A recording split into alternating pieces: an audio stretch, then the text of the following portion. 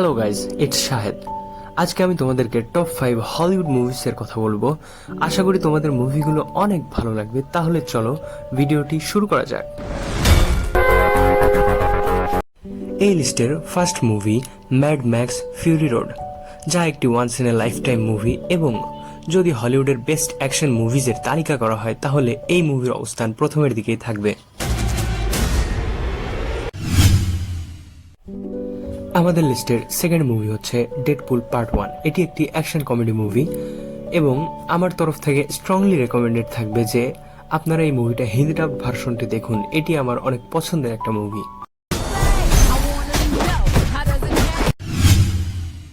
আমাদের লিস্টের third movie হচ্ছে জন উইক চ্যাপ্টার 1।